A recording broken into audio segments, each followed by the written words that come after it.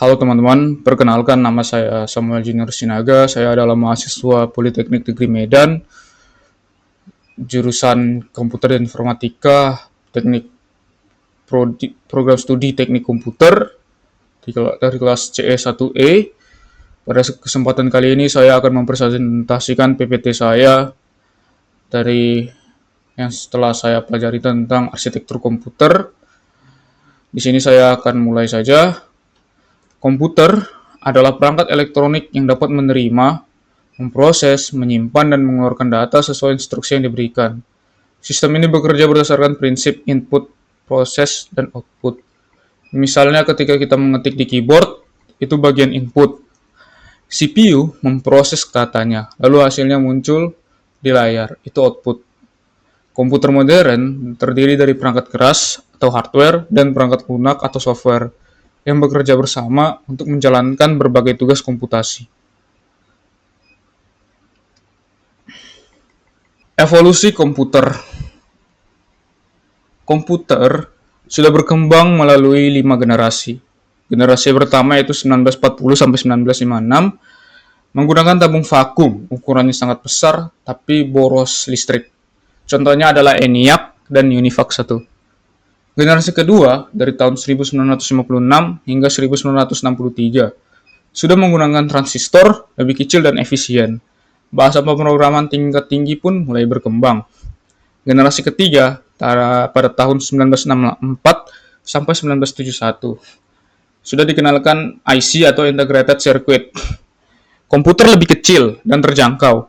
Sistem operasi mulai dikembangkan hingga pada generasi keempat dari tahun 1971 hingga sekarang, mikroprosesor komputer pribadi lahir. Intel 4004 sebagai mikroprosesor pertama.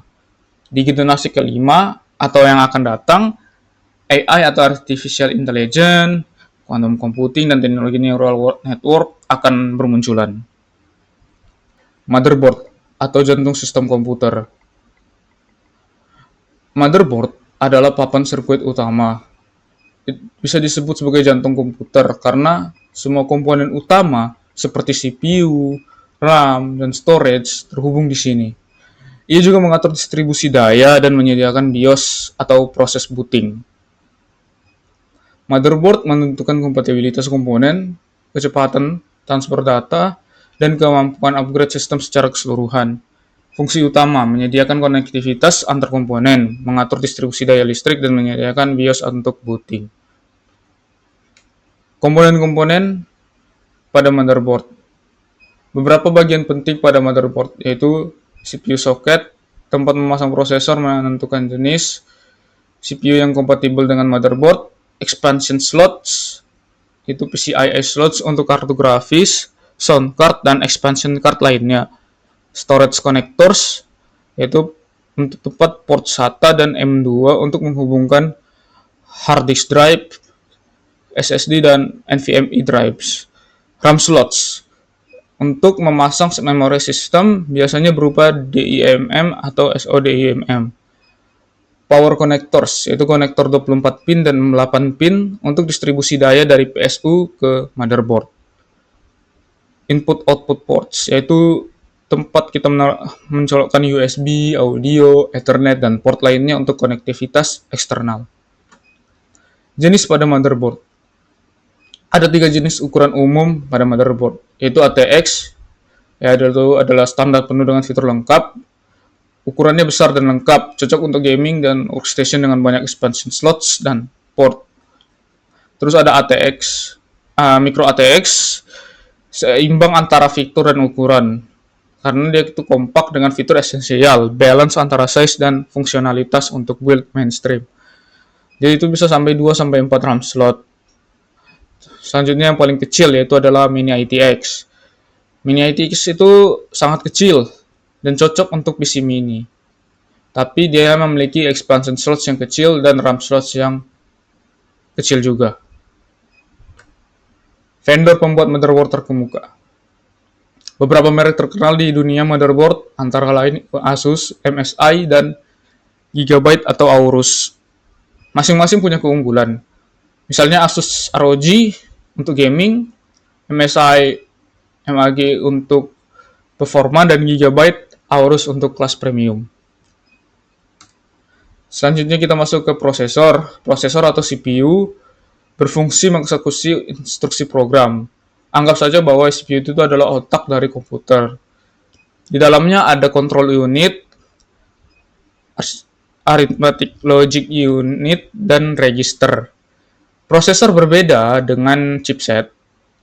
Kalau prosesor menjalankan instruksi atau mengeksekusi instruksi program, chipset itu hanya mengatur komunikasi antar komponen. Sekarang prosesor modern bisa punya banyak core dan thread, misalnya 8 core dengan 16 thread. Core itu adalah unit pemrosesan fisik dan thread adalah unit pemrosesan virtual atau hyperthreading. Arsitektur dan evolusi prosesor Intel dan AMD.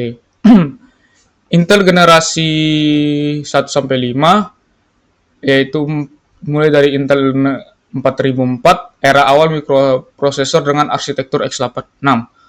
Hingga di tahun 1993 masuk ke era Pentium, mulai dikenalkan Pentium dan Pentium Pro. Dan Core series masuk di tahun 2006 hingga sekarang dari Core 2 hingga Core i9 13 Gen, multi-core arsitektur dengan efisiensi tinggi. Sementara AMD di tahun 1996 muncul dengan seri K dan Athlon, dan di tahun 2017 muncullah AMD Ryzen era hingga sekarang dengan Zen arsitektur, dengan chipset desain, dengan core count tinggi. Kesimpulan, jadi arsitektur komputer itu melibatkan banyak komponen penting yang bekerja bersama, mulai dari motherboard, prosesor, hingga memori.